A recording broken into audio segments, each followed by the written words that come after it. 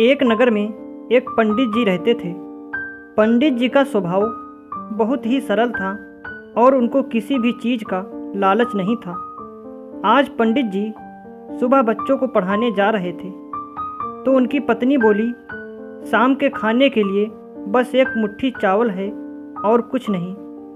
पंडित जी बिना कुछ बोले ही निकल दिए और शाम को जब घर वापस आए तो उनकी पत्नी ने उनको खाना खाने को दिया। इस पर पंडित जी ने बोला, ये साग तो बहुत ही अच्छा है, तुमने कहाँ से लाया है?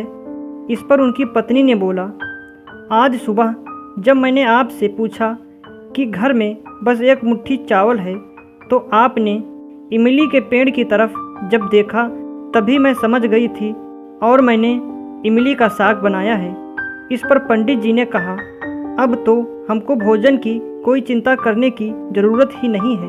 पंडित जी जिस नगर में रहते थे, जब उस नगर के राजा को पंडित जी की गरीबी का पता चला तो राजा ने पंडित जी को अपने महल के पास आकर रहने का प्रस्ताव दिया, लेकिन पंडित जी ने मना कर दिया। इस पर राजा को बहुत अजीब सा लगा और वह खुद पंडित जी की छोटी सी कुटिया में मिलने के लिए पहुंच गया।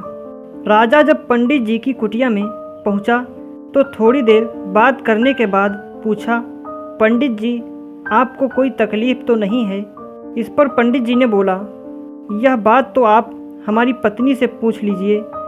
फिर यही बात राजा ने उनकी पत्नी से पूछा तो पंडित जी की पत्नी ने बोला, नहीं, अभी तो मेरे कपड़े फटे भी नहीं हैं और मटका भी नहीं टूटा है और इमली का पेड़ भी है, इसलिए हम लोगों को अभी कोई भी परेशानी नहीं है।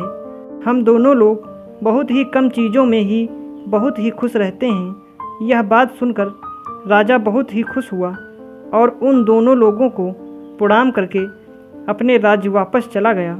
इस कहानी से हमें यही सीख मिलती है कि अपने जीवन में खुश रहना सीखो।